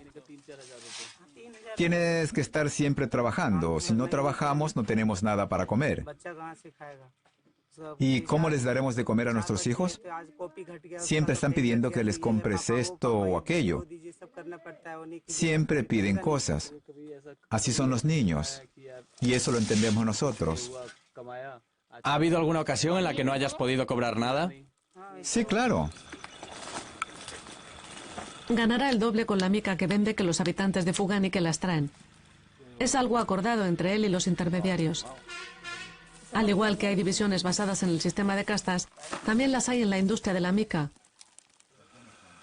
Toda la mica extraída en Yarkand termina siendo manejada por intermediarios que la distribuyen para que sea procesada o exportada.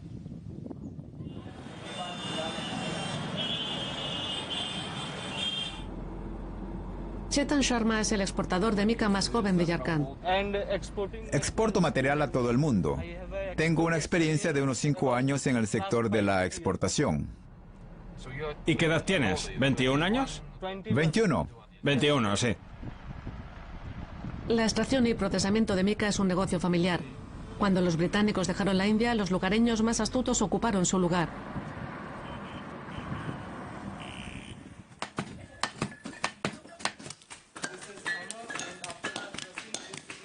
Chetan es famoso y abierto. Su familia es propietaria de varias factorías de procesamiento de mica. Por favor, vengan y miren mis bolsas de mica. Esto es para exportarlo a varios países. Esta bolsa va para Japón. Son muy buenos compradores y muy leales. Me gustan mucho. Estas son las mejores escamas de mica moscovita. Es muy cara. Los chinos no la quieren. Los chinos prefieren solo materiales más baratos. Por eso Japón... Por eso los japoneses compran esta. Japón solo hace productos de alta calidad, como usted ya sabe, y frótelo. Sus manos quedarán brillantes. Así.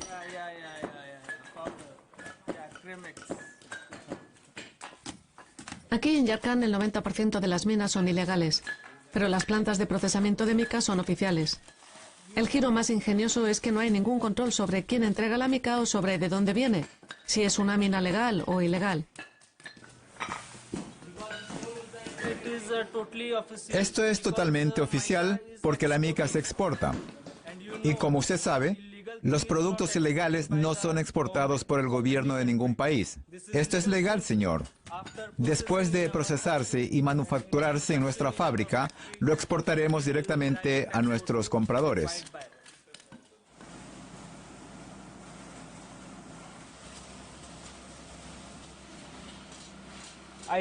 Le digo con sinceridad que en mis fábricas no trabaja ningún niño. Usted mismo lo ha visto. Casi toda la gente que trabaja para nosotros tiene entre 20 y 25 años o por encima de esa edad. Algunos de los niños que han visto en las minas de mica clasifican el material. Si dejan la minería, entonces ¿de qué van a comer? El principal problema para esa gente es conseguir algo para comer.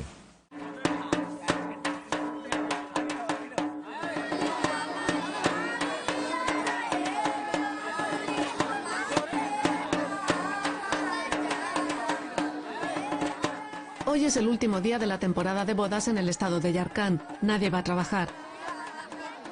Unas 50 parejas se unirán en matrimonio una detrás de otra solamente en este barrio.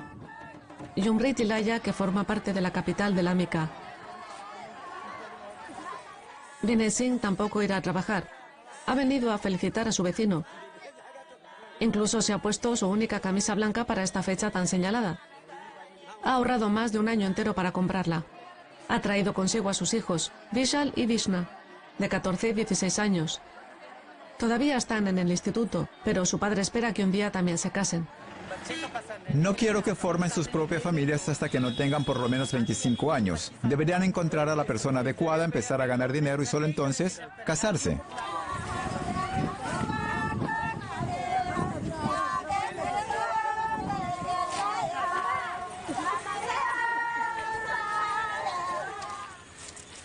A la mañana siguiente, Vinay Singh se prepara para volver al trabajo. Todo el mundo se levanta antes del amanecer porque el camino hasta la mina es largo.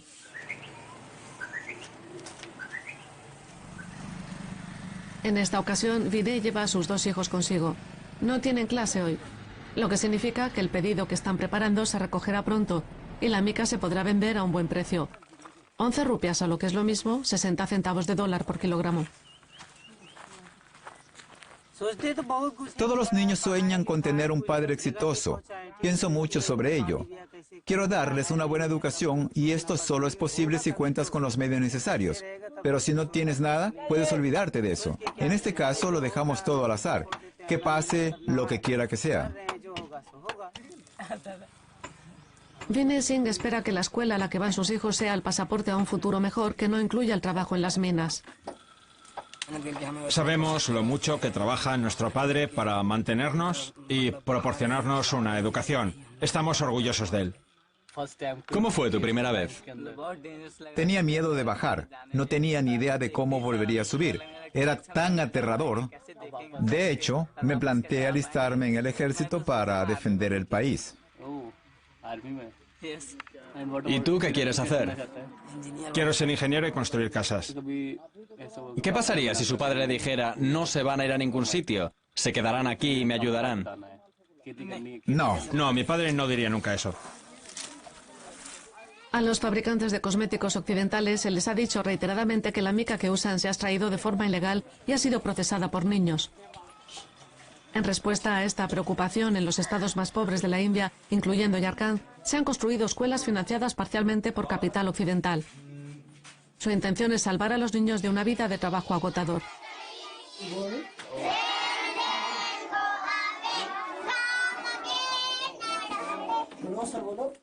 Buenos días, hola.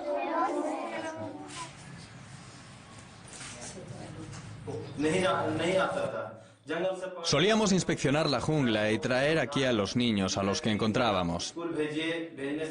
No querían ir a la escuela, por eso no nos quedaba otra opción que atraparlos. También hablamos con los padres intentando convencerles de que tenían que enviar a sus hijos a la escuela. A pesar de que ahora hay más escuelas, aún no hay sitio suficiente para todos. Pero esto es todo lo que tienen.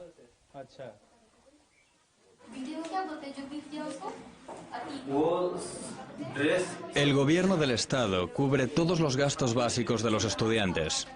Los estudiantes reciben un uniforme, libros, manuales y cuadernos gratis en todas las escuelas públicas. Ayer repartimos el calzado. Todos tienen un almuerzo gratis. Además, se les da a todos los alumnos un huevo 3 veces a la semana. Pero los niños siguen pasando hambre con frecuencia. Por eso siguen volviendo a trabajar a las minas. La extracción de mica es como la agricultura. Aquí no hay nada más que hacer. El gobierno no ha creado otros puestos de trabajo que les permitan ganarse la vida. Ellos necesitan llevar comida a la mesa.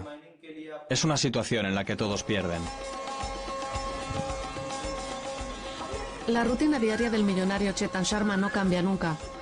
Empieza su día con ejercicio.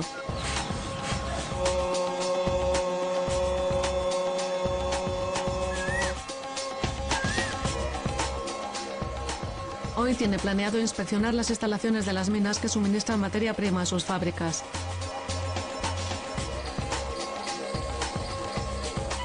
Sharma visita Faguni muy a menudo, uno de los pueblos más pobres del estado. Eso es calidad. Mira el sol a través de la mica y te lloran los ojos. La mica de mejor calidad viene de aquí. Una vez procesada, la mica se envía a las empresas de cosméticos. Casi todas las traen los lugareños de minas y canteras ilegales. La región de Coderma proporciona buenas posibilidades de inversión. Es un buen sitio para trabajar. Cada vez hay más y más beneficios. ¿Has extraído la mica esta temporada? Sí, señor.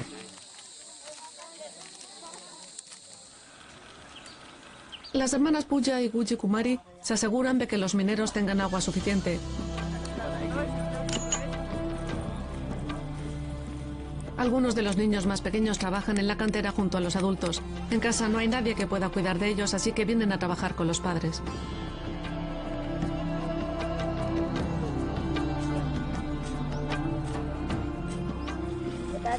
Este es Rupa, este es Paru y este es Kalyana. ¿Son sus hijos? Sí, son todos míos. Para los niños es más una rutina diaria que trabajo. ¿Usted quiere que sus hijos acaben trabajando aquí? No. No quiero eso para mis hijos. Haré todo lo posible para que estudien. Cuando Puja Kumari oyó que el príncipe de la mica, Chetan Sharma, había venido al pueblo, quiso ir a conocerlo. Pero finalmente le pudo la vergüenza. Mientras se lo estaba pensando, Sharma se fue y ella perdió la oportunidad de verlo.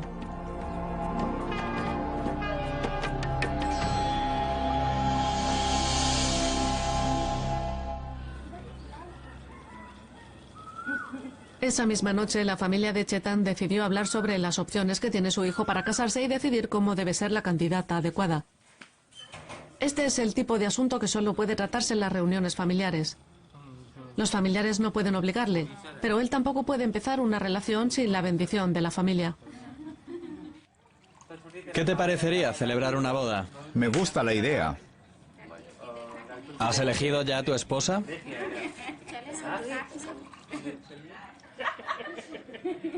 Vamos a buscar una.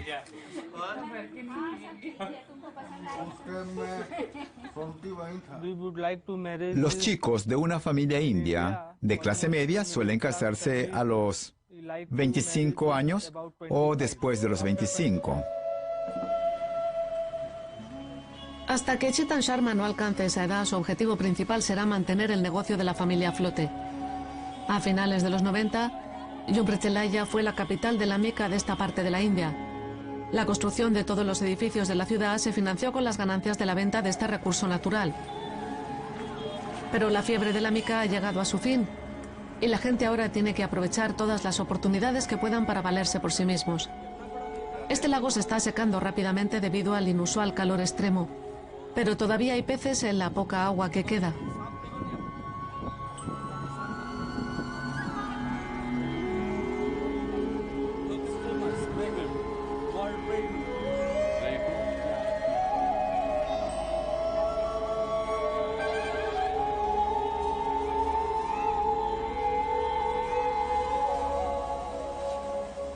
El negocio de la extracción de mica no está pasando por verdaderas dificultades, ya que las reservas son abundantes aún.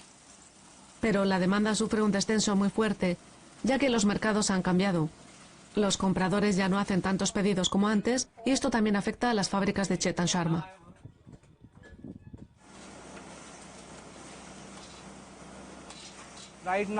Ahora el mercado es muy escaso, porque la demanda europea de mica está en declive y la China se ha reducido.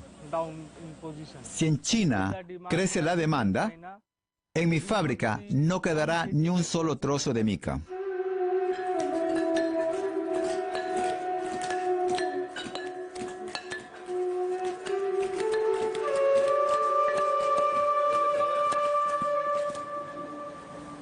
Al final de cada jornada laboral, los mineros de mica se van a casa.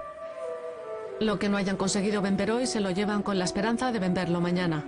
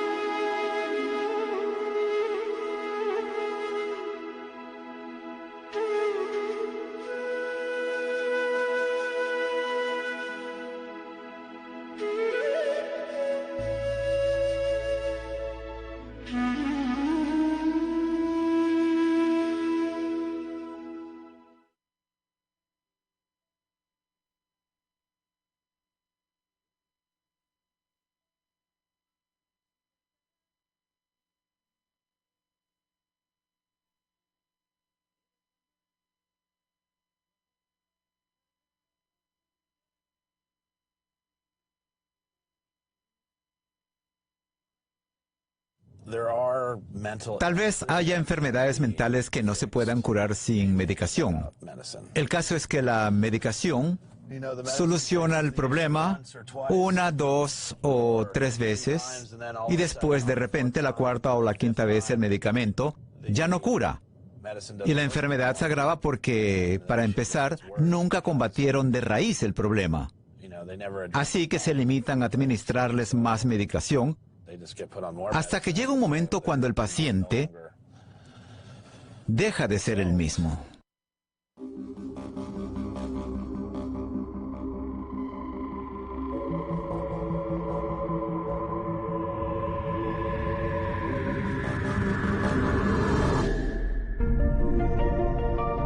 Si estás entre los millones de personas que sienten ansiedad y los síntomas han durado más de 6 meses, puede ser indicativo de depresión. Es una grave enfermedad que afecta a más de 20 millones de estadounidenses. Los antidepresivos ayudan a aliviar los síntomas de la depresión.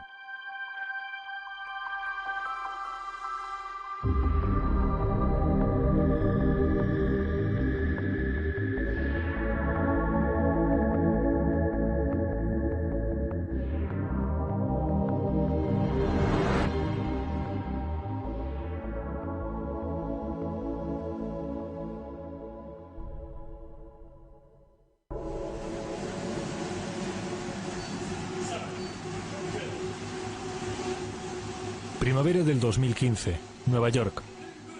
Denis Mikhailov, un exanalista financiero de Manhattan, estableció un nuevo récord Guinness de correr de forma interrumpida durante 129 kilómetros en 12 horas. 7, 6, 5, 4, 3, 2, 1, 0.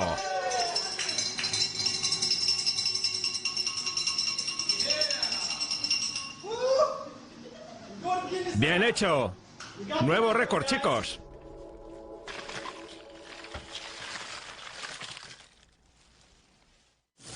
Estos son casi todos los diferentes tipos de medicación que he tomado. Este es Chris.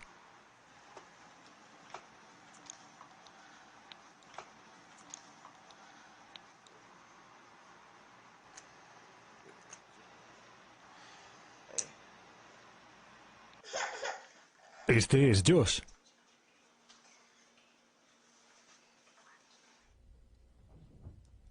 Y esta es Débora.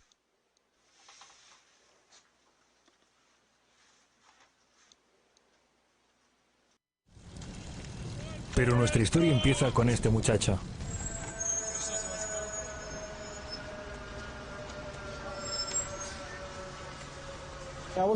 Tuve mucha suerte al venir aquí. Aprobé por los pelos el examen de inglés y entré en la escuela de negocios. Fue genial para un chico de una pequeña ciudad de Rusia. No venía de Moscú o de una gran ciudad. Y venir a Estados Unidos, una cultura totalmente distinta.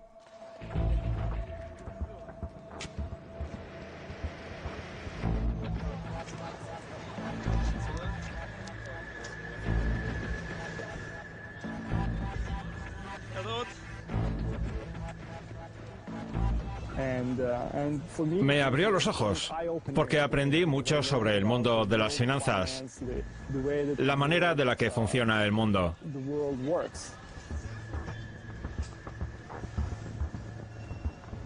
La empresa para la que trabajaba se dedicaba a las llamadas comunicaciones en servicios sanitarios.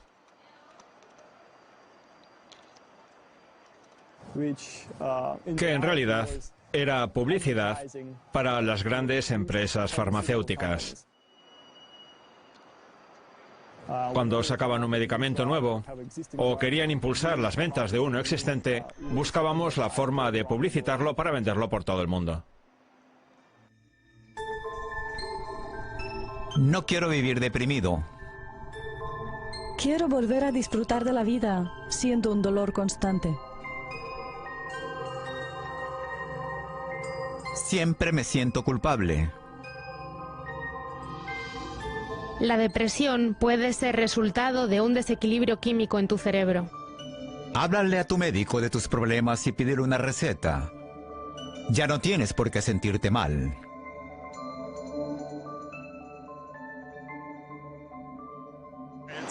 Son las 10 de la noche, viernes. Veo que hay luz en el 8º piso.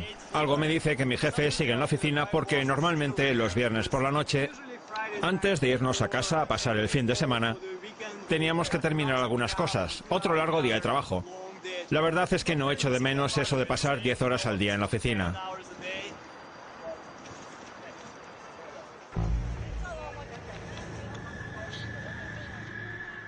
Ahora Denise tiene una nueva visión de su antiguo trabajo.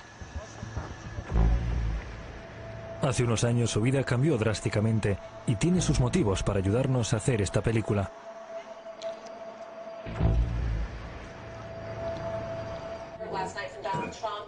Declaraciones de ayer de Donald Trump. Con una mirada de alivio dijo: bien por vosotros dos. Lo dijo con bondad y con los